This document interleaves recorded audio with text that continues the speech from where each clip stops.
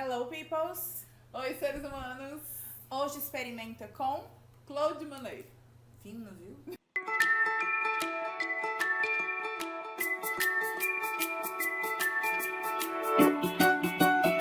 Fino, viu? Achei esse meu francês Isso, assim, né? importado, Monet. né? Parecia que eu É tava... com biquinho?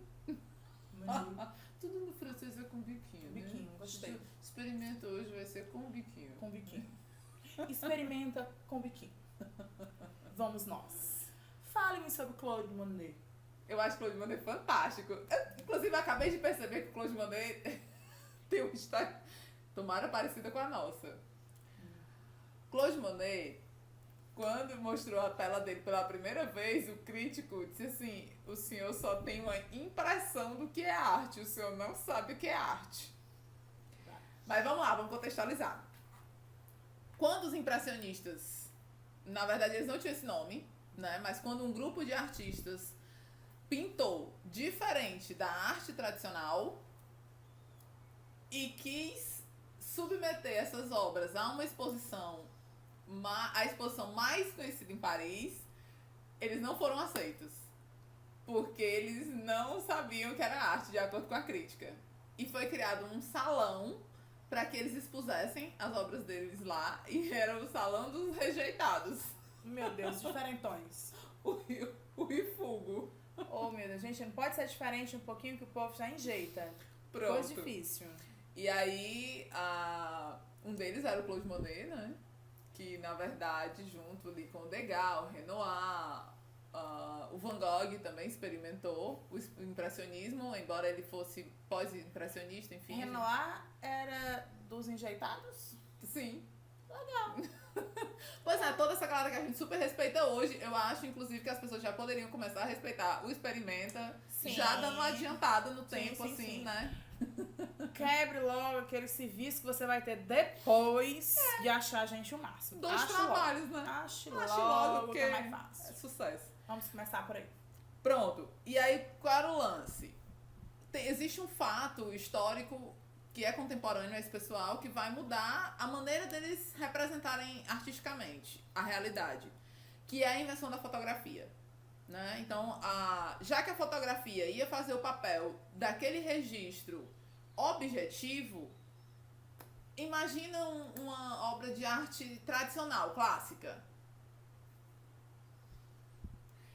A fotografia ia fazer esse papel. Então, os impressionistas pensaram o seguinte: a gente não precisa mais fazer isso, a gente pode fazer de uma outra maneira. Entendi. Então, eles passaram a retratar a realidade de uma outra maneira. Esse grupo de impressionistas, então, o que eles decidiram fazer? Usar um outro estilo. Pinceladas rápidas, sem diluir a tinta. Legal, que eles agora podiam levar a tinta para onde eles fossem. Sim. Então, por exemplo, dava para retratar cenas urbanas, um parque, uma rua, um boulevard. Porque, deixa eu até aproveitar aqui esse momento, né? É a galera da tinta óleo. Uhum. Então, logo no início da tinta óleo, era uma tinta que eu tinha que fazer o preparo, eu tinha que fazer lá a inserção do pigmento no óleo, eu tinha que ferver o óleo, fazer aquela polimerização do óleo, esperar que aquele óleo absorvesse o pigmento, fazer potinhos.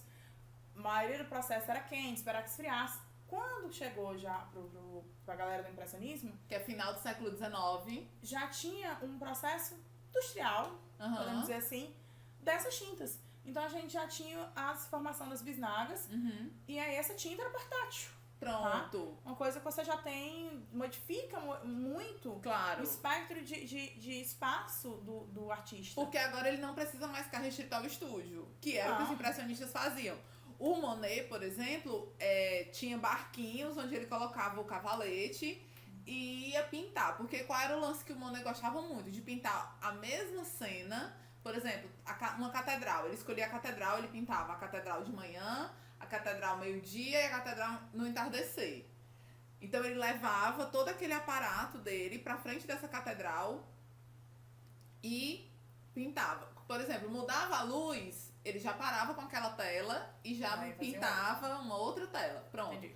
Eles iam pros parques, eles iam pros Ele ia dentro do barquinho pra pintar lá, amarrava tudo, e levava, né, as tintas e tudo. Sim. Enfim, eles queriam captar o momento presente, o agora, o instante, certo? E lembrando que a tinta a óleo, ela dava também uma dimensão de tempo maior ao artista de mexer na obra, porque ela é uma secagem longa, ela demora um tempo para secar. Então, se ele precisasse fazer alguma correção, alguma extensão daquilo ali, ele tinha um tempo para poder fazer isso, tá? Diferentemente da tinta d'água, a base de água, que é uma tinta rápida, uma tinta que seca. E hoje em dia a gente utiliza alguns produtos que são secativos para que ela seque mais rapidamente.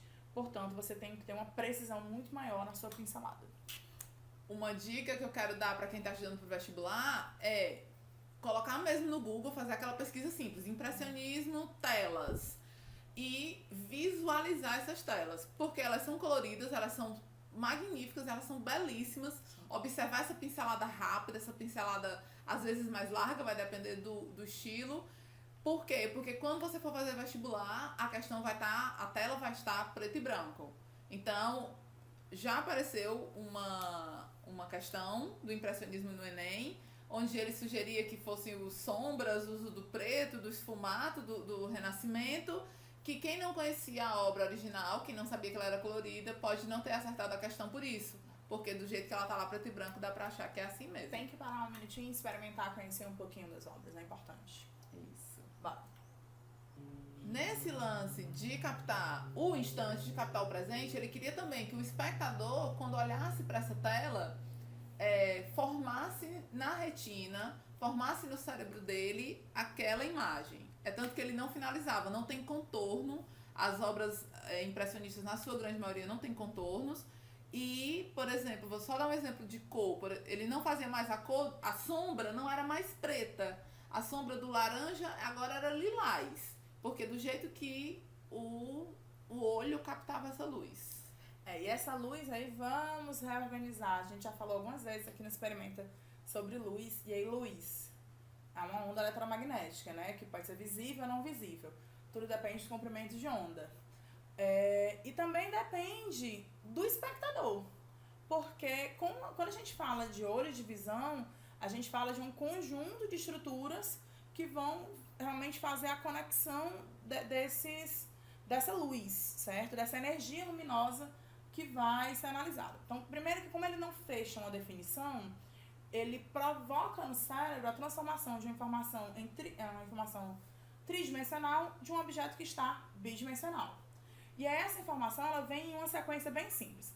Primeiro, como ele pinta nessas camadas de sombras que são em cores diferentes, o meu cérebro fará a junção dessas cores e, de acordo com a distância em que eu estou, eu também vou modificar essa formação de imagem, tá? Então, deixa eu explicar melhor nessa imagem para você entender como é que vai funcionar esse esquema com a entrada da luz. Então, a luz é uma onda eletromagnética, tá? E aí, dentro do conjunto do olho, o que é que nós temos? Nós temos a córnea.